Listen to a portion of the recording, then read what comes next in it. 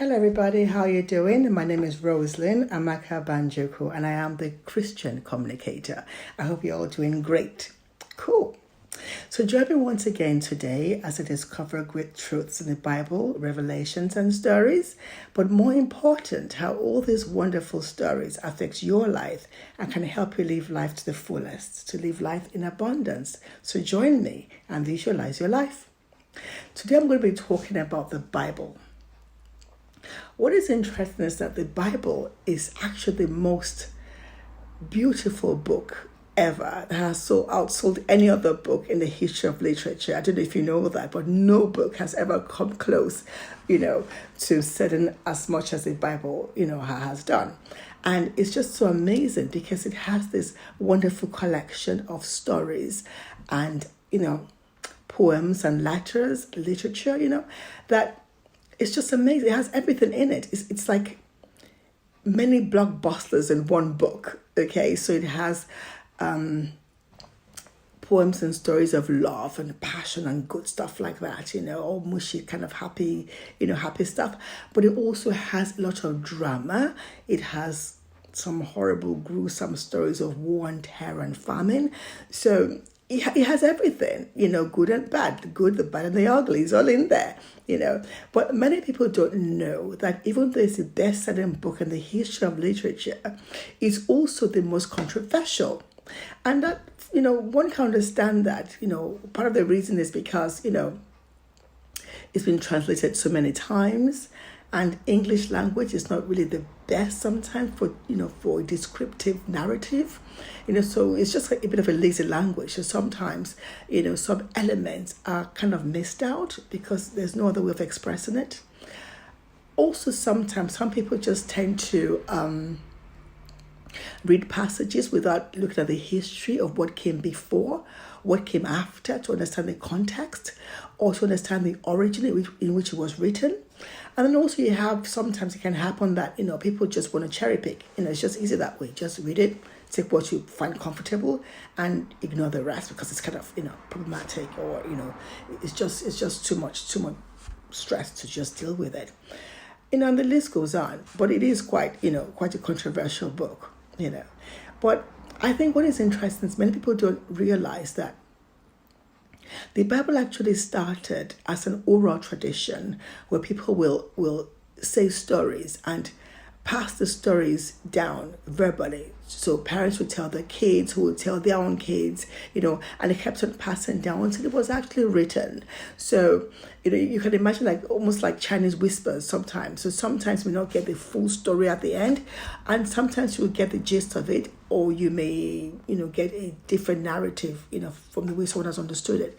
But whatever the case was, the Bible has many lessons from it that it has so many fantastic stories that can touch people regardless of their religion or culture, and part of the motif in the Bible is this whole idea of people having hope, people in a lockdown situation, people in captivity, having hope and being able to rise literally out of the ashes.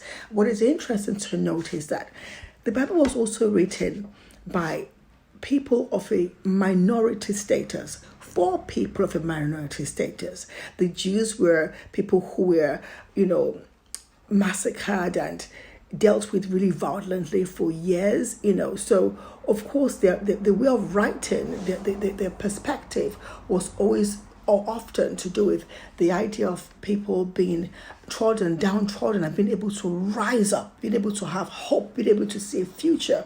And that's part of why the Bible also can affect people who are, even depressed, people who are lonesome. Just see it, it gives comfort, it gives hope, it gives inspiration, and it's just interesting, but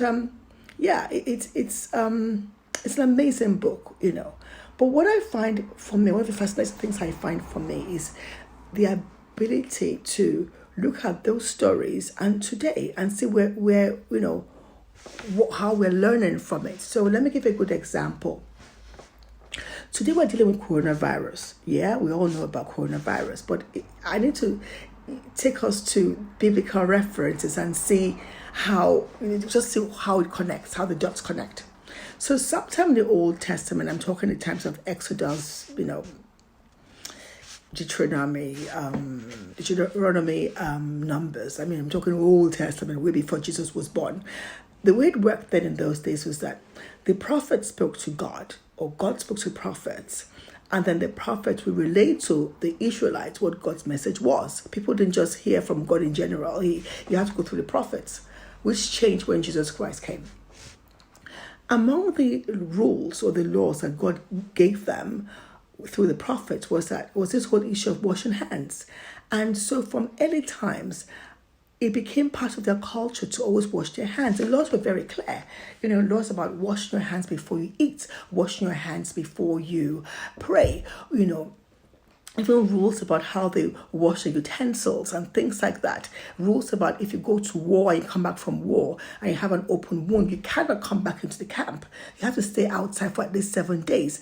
Rules about just how you deal with a dead body, how after touching the body you have to have a bath. Rules about pure cleanliness. It comes down to cleanliness and hygiene, okay?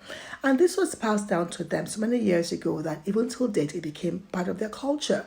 That is why when there was the issue of the Black Death, which happened around the 14th century, and people were dying all over the world, the Jews were not dying like that. They were not.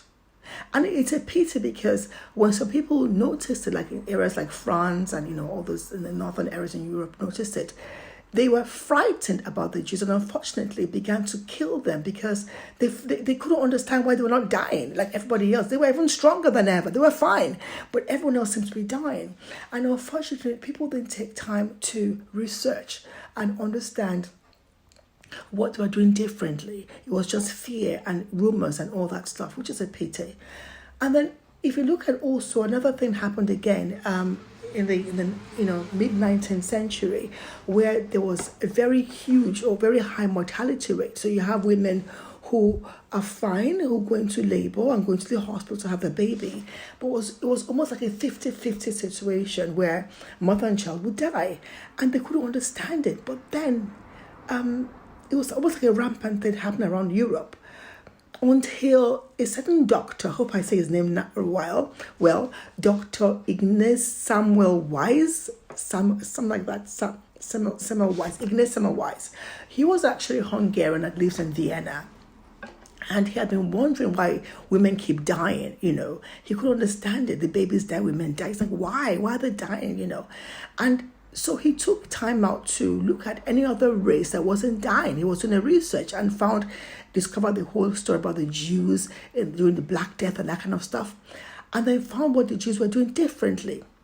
This whole idea of washing hands and having a bath. But more important is that when they wash their hands, it was also part of their law that when they wash their hands, the water must flow out. They were not sharing water. So in the hospitals as of that time, they were washing their hands, but it wasn't a law. You don't have to wash your hands, but there were basins around, so you can't wash your hand there if you want to. But that water was shared by everybody. So the same doctor going to help any other patient, whether it's a patient having a baby or someone who has a very terrible disease, will wash their hands in the same basin if at all. So he struggled to bring that idea of washing hands and pouring the water away into the hospital, but of course they didn't want to hear about it. They just thought he was a lunatic because there was no scientific evidence to back it up. But he had realized his research there was something in his research that brought life and gave people life. Anyway, unfortunately, that wasn't realized until he died. But after he died, they realized he was right and they honored it. And then today we have coronavirus. What is interesting is that there's been no vaccine to date, nothing at all, that has beaten the whole idea of washing hands with soap and water. So there you go. A lesson to be learned, even during coronavirus times. Wash your hands, okay, and stay safe. So everyone just stay safe, wash your hands, and I'll bring you more revelation and more stories shortly. Bye-bye now.